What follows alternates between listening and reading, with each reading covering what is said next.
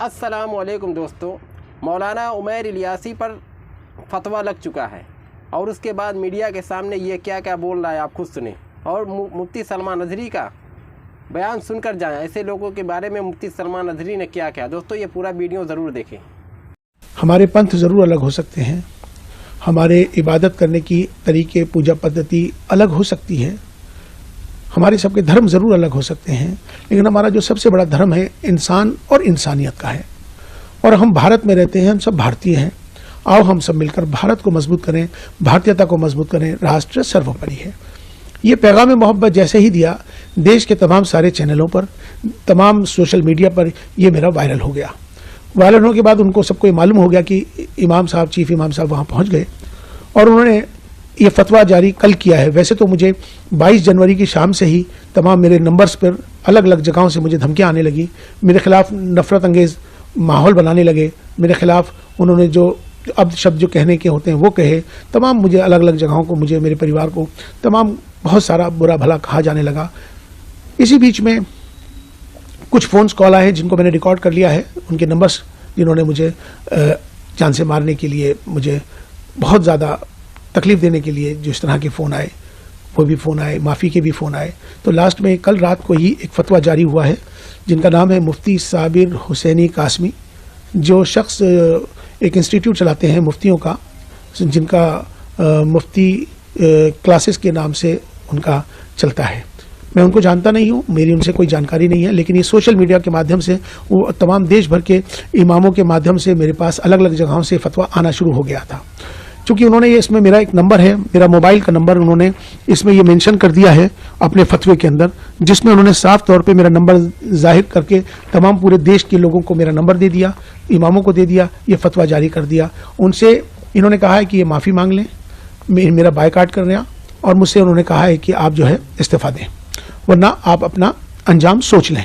इसमें उन्होंने 4 बिंदु इसमें बुनियादी हैं, 4 बिंदु इसमें बुनियादी हैं। एक बिंदु उनका यह है कि आप प्राण प्रतिष्ठा में क्यों गए, आप चीफ इमाम हैं, आपको जाने का अधिकार ही नहीं है, आप इसलिए आप पर कुफ्र का फतवा जारी होता है। दूसरा बिंदु उन्होंने ये दिया है कि आपने इंसानियत को धर्म से ऊपर कर दिया है, ये आपका गुनाह है, इसलिए आप पर फतवा जारी होता है। तीसरा गुनाह यह है कि आपने धर्म से ऊपर उठकर आपने कहा है कि राष्ट्र सर्वोपरि है, देश को आपने ऊपर बना दिया है, इसलिए आप भी इस फतवे के लिहाज से आप खारिज हो गए, लिहाजा अब आप पर कुफ्र का फतवा जारी कर दिया गया है और तमाम अलग अलग जो उसकी सज़ाएं हैं इसमें मुकर्रर कर दी गई हैं। लेकिन मैं उनसे ये बात कहना चाहता हूँ, पहली बात तो ये इस्लामिक देश नहीं है, ये भारत है, ये सनातन भारत है। इस भारत में हमेशा से सर्वधर्म संभाव की बात है, यहाँ एकता अखंडता की बात है, अनेकता में एकता की बात है। अगर उनको मेरे इस पैगाम मोहब्बत से तकलीफ़ है, मेरा विरोध कर रहे हैं, तो उनको, मुझे लगता है कि अगर मैं राष्ट्र के साथ, देश के साथ अगर प्रेम कर रहा हूँ, मेरा ये दोष है कि मैं अपने देश से प्रेम करता हूँ, मेरा इसलिए विरोध कर रहे हैं, तो मुझे लगता है कि शायद उनको पाकिस्तान चला जाना चाहिए। अब वो लोग जो मुझसे मोहब्बत करते हैं, जो देश से मोहब्बत करते हैं, वो मेरा समर्थन करेंगे। जो मेरे से नफरत कर रहे हैं मेरे जाने पर, मुझे लगता है कि शायद उनको भी पाकिस्तान जाना चाहिए। यहाँ पर मोहब्बत का पैगाम हमने दिया है, हमने कोई गुनाह नहीं किया है। राष्ट्र मंदिर था, हम वहाँ राष्ट्र मंदिर पे गए थे और हमने अपना जो पैगाम दिया, हम उस पैगाम पर अटल हैं। हम माफ़ी मांगने वाले नहीं हैं और ना ही मैं माफ़ी मांगूंगा, ना ही मैं किस तरह का इस्तीफ़ा दूंगा। और जिस तरह से वो जो चाहें कर लें। अभी उन्होंने एक स्टेटमेंट जारी किया है, उन्होंने कहा है कि हम माफ़ करने वाले नहीं हैं, तो मैं भी बता दूं कि मैं आपसे माफ़ी मांगने वाला ही नहीं हूं, क्योंकि मैंने कोई काम ऐसा नहीं किया जिससे कि कोई किसी को तकलीफ पहुंचे। मेरा कम मकसद है, अपना देश है, देश हमें देता है सब कुछ, हम भी तो कुछ देना सीखें। ये भाव सबके अंदर आना चाहिए, राष्ट्र सर्वोपरि। आज हमारे इम्तिहान का दौर शुरू है और आजमाइशों का वक्त है। इस घड़ी में कितने लोग हैं जो ईमान पर कायम रहते हैं और कितने हैं जो अपने दीन का सौदा कर जाते हैं। कुफ्र और शिर्क की आंधियां बहुत तेज हैं। इस बहाव में कई जुब्बे और टोपियां भी बह गई। मौलवी कहलाने वाले लोग भी इधर उधर भटक गए। लेकिन ऐ सुन्नियों, अपनी गैरत बाकी रखो, ये दिन ज्यादा देर तक नहीं चलते। ये चढ़ता हुआ सूरज अनकरीब डूब जाएगा और फिर मेरे मुस्तफा करीम का चर्चा हर जगह होगा। और आज दुनिया जितना दबाने की कोशिश कर रही है हम देख रहे हैं। मैं तो ये सोचा भी नहीं था कि मुंबई की सरजमीन पर इतना बड़ा मैदान और मैदान में ऐसी गूंजती हुई लब्बैक की सदाएं, और रात के वक्त तुम्हारी ये सदाएं ही बहुत सारे लोगों की नींद हराम कर रखी हुई है। लोगों को इसी बात का तो खदशा है। अब तो ये देखा जा रहा है मेरे अजीजों, मैं जिस बात पर आपसे कुछ गुफ्तगू करना चाहता हूं वो ये है, कुरान कहता है इस्लाम के अलावा कोई दूसरे दीन की तरफ तवज्जो भी करोगे तो कयामत के दिन तुम्हें सबसे बड़े घाटे वालों में उठाया जाएगा। किसी की तरफ तुम मुंह भी ना करो।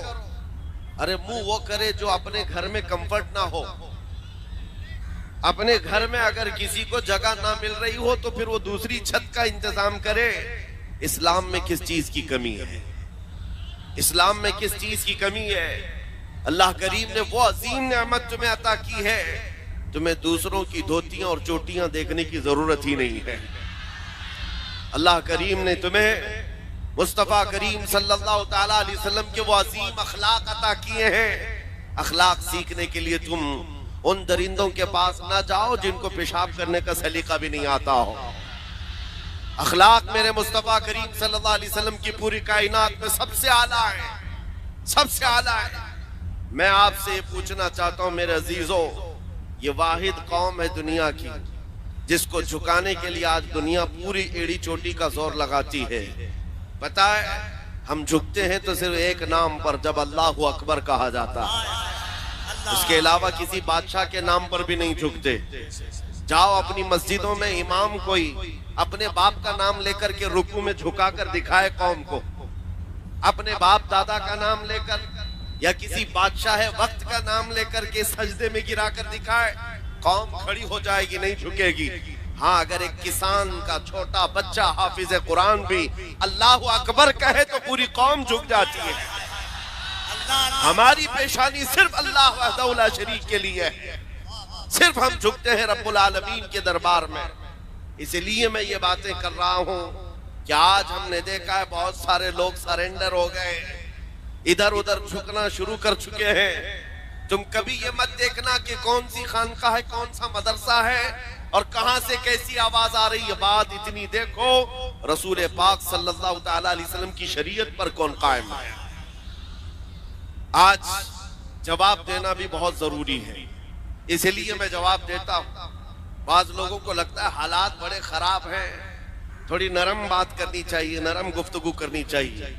इस्लाम गैरत का दर्स देता है, अखलाक भी सिखाता है। अच्छी बात करो, लेकिन चोर घर के अंदर घुस करके आए तो हाथ बांध करके बैठना यह अखलाक नहीं है। चोर की गर्दन पकड़ो, उसकी हाथ पकड़ो, ये गैरत है। और जब दीन इस्लाम पर हमला हो रहा हो तो यह गैरत और बढ़ जानी चाहिए। आपको पता है ओहद के मैदान में जब सहाबा इकराम रिज़वानुल्लाह ताला अलैहि मजमईन पीछे हट गए, जो जीती हुई जंग थी वो शिकस्त में बदल गई। 70 सहाबा की जाने गई थी ओहद के मैदान में, अमीर हमजा का कलेजा चबाया गया था। उस मैदान ओहद की बात कर रहा हूं जिसमें रसूल पाक सल्लल्लाहु अलैहि वसल्लम के दंदाने मुबारक शहीद हुए। सुनो, जब हालात ऐसे सख्त आ जाते हैं ना हम पर, तो कुफार और मुशरिकीन के पास एक ही चीज रह जाती है, हमारा मजाक उड़ाना। उछल कूद ज्यादा शुरू हो जाता है कीड़े मकड़ों का। ओहद के मैदान में ये होने लगा।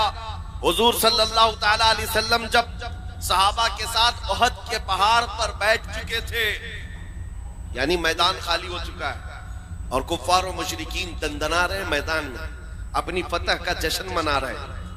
हाँ, आपको हालात जहन में रखना है। और सुनो, अब जब जश्न मनाया जाता है तो तुम नर्वस मत होना। बहुत ज्यादा जश्न मनाने वाले ज्यादा देर तक नहीं मनाते। सुनो, कुफार और मुशरिकीन की तरफ से अबू सुफियान आया और जश्न मनाते हुए पुकारते हुए कहने लगा, कहां है मोहम्मद, कहां है अबू बकर, कहां है उमर। उनके नजर में था कि ये सब शहीद हो चुके हैं। उनको ये लग रहा था कि हुजूर पाक भी शहीद हो गए, अबू बकर और उमर रज़ी अल्लाह अन्हुमा भी शहीद हो गए। वो कुफार और मुशरिकीन के दरमियान नारे लगा लगा कर कह रहे थे। मेरे अजीजों, हुजूर जख्मी थे, नबी पाक सल्लल्लाहु तआला अलैहि वसल्लम के दंदाने मुबारक से खून बह रहा था, सहाबा मौजूद है जख्मी हालत में, लेकिन मेरे आका सल्लल्लाहु अलैहि वसल्लम जलाल में आए और कहा इसका जवाब देना होगा इस काफिर का। खामोश बैठना ये अखलाक नहीं, जवाब देना है। और जवाब देने के लिए मेरे आका ने किसको उठाया? उमर इब्ने खत्ताब को। कहा उमर खड़े हो जाओ, उमर खड़े हो जाओ, जवाब दो। जब उधर से अबू सुफियान पुकारने लगा कि कहां है मोहम्मद, कहां है अबू बकर, कहां है उमर, उहद के मैदान, उहद के पहाड़ की दामन से सैयदना उमर इब्ने खत्ताब पुकारने लगे, ये है मोहम्मद रसूलुल्लाह, ये है अबू बकर सिद्दीक, ये है उमर, जिंदा है और तेरी आंख में गड़ते रहेंगे। उधर से नारा लगाया और मुशरिकीन ने ये नारा लगाना शुरू किया, ओल हुबुल, ओल हुबुल। हुबुल उनके एक देवता का नाम था। हुबुल की जय हो, हुबुल की जय हो। हुजूर ने फरमाया हजरत उमर से, उमर जवाब दो। हजरत उमर ने जवाब देना शुरू किया, अल्लाहु अजल, अल्लाहु अजल, अल्लाह बुजुर्ग है, अल्लाह बुलंद है। फिर उधर से ये नारा लग रहा था, सुनो मैं क्यों कह रहा हूं, गैरत ईमानी ये जरूरी है। नारा ये लगाने लगे, लना उस्सा वला उस्सा लकुम। उस्सा भी उनकी एक देवी का नाम था। उहद के मैदान में मुशरिकीन कह रहे हैं, हमारे पास इज्जत देने वाली देवी है, तुम्हारे पास कुछ नहीं है। हजरत उमर को फिर हुजूर ने कहा जवाब दो। हजरत उमर कहते, अल्लाहु मौलाना वला मौला लकुम, अल्लाह हमारा मददगार है, तुम्हारा कोई नहीं है। आखिरी नारा बड़ा दिलचस्प है, आखिरी नारा जिसके बाद काफिरों की जुबान बंद हो गई। अबू सुफियान ने कहा, कब तक जवाब दोगे? उमर देखो हमने बदला ले लिया, बराबर बराबर हो गए। बद्र के मैदान में जो पहली जंग थी उसमें 70 काफिर मारे गए थे और उहद के मैदान में 70 मुसलमान शहीद हो गए। अबू सुफियान कहता है देखो बराबर हो गया, तुमने एक साल पहले 70 हमारे मारे थे, इस साल 70 हमने तुम्हारे मारे, जंग बराबर हो गई। हजरत उमर खड़े होते हो कहते हैं, अबू सुफियान कहां की बराबरी, किस बराबरी की बात कर रहा है? कोई बराबरी नहीं, तुम्हारे मारे हुए मुर्दे दोज़ख में हैं, हमारे मरे हुए जन्नत में हैं। नारे तकबीर, नारे रिसालत। यह गैरत ईमानी है। उहद का मैदान क्या हुआ? हालात सही थे, हालात सही थे। वहां पर 70 सहाबा की जाने गई हैं। कैसे कैसी तकलीफें उहद के मैदान में थी, बयान करने से कलेजा मुंह को आता है। हजरत अब्दुल्ला बिन जहश साहबी हैं जिनके जिस्म के 80 टुकड़े कर दिए गए थे। साद इब्ने रबी जिनका पेट फाड़ कर आंतड़ियां बाहर निकाली गई थी। अनस बिन नुज़ैर वो साहबी हैं जिनकी उंगली के अलावा पूरा जिस्म मिला ही नहीं। ये उहद के मैदान में इतने सख्त हालात में सैयदना उमर खड़े होकर जवाब दे रहे हैं। सुनो मेरे अजीजों, आज के वक्त में अगर कोई ये कहता है नहीं जवाब देना चाहिए, तो फिर मैं कहता हूं हदीस पाक की रूह के एतबार से उस आलिम को गूंगा शैतान कहा गया है, गूंगा शैतान कहा गया है। तुम अपनी माँ के ऊपर आ जाए, बीवी के ऊपर आ जाए, बच्चों के ऊपर आ जाए तो जवाब देते हो। मोहम्मद रसूलुल्लाह की जात पर या इस्लाम पर या कुरान पर बात आए तो मेरे अजीजों फिर जिंदगी के ये हिकमतें और मसलहतें नहीं देखी जाती। हमारी इज्जत, हमारी आबरू रसूलुल्लाह के नाम से है। आज इन हालात के एतबार से मैं आपको सिर्फ और सिर्फ इतनी बात कहूंगा, ईमान पर जमे रहो, डटे रहो, मजबूती से कायम रहो। जो दीन अल्लाह ताला ने तुम्हें अता किया है इसका समझौता कभी नहीं करना। सैयद मियां मारा रवि रहमतुल्लाह अलैह ने क्या खूब नारा लगाया था, किसी की जय विजय क्यों पुकारे क्या गरज हमको, किसी की जय विजय क्यों पुकारे क्या गरज हमको, हमें काफी है सैयद अपना नारा या रसूल अल्लाह, हमें काफी है सैयद अपना नारा। हाँ, हम रसूलुल्लाह के, जन्नत रसूलुल्लाह। आपको सिर्फ मैं इतनी बात पूछता हूं, अगर दुनिया आपको हुजूर का गुलाम कहे तो आपको कोई एतराज है? आपको अगर दुनिया हुजूर का गुलाम कहे तो एतराज की बात क्या, मेराज है हमारी। हम तो ये चाहते हैं कि दुनिया हमें हुजूर का कुत्ता कहकर पुकारे। तो जब दुनिया के सामने तुम्हें कोई एतराज नहीं है तो गुलामी करो, तो खुल के गुलामी करो। इश्क हो तो इजहार भी हो। नबी पाक सल्लल्लाहु ताला अलैहि वसल्लम से अगर निस्बत रखने पर तुम फख्र करते हो तो खुल करके करो। ये दाढ़ियां छिलाकर, टोपियां छुपाकर, गैरों की शबी बना करके तुम फिर किस गुलामी की बात करते हो? फिर किस गुलामी की बात करते हो? जिस मैदान में भी जाओ, अरे दुनिया चोटी रखने में शर्म नहीं करती, नंगा घूमने में शर्म नहीं करती, आमिना के लाल के चेहरे पर तुम्हें शर्म किस बात की है?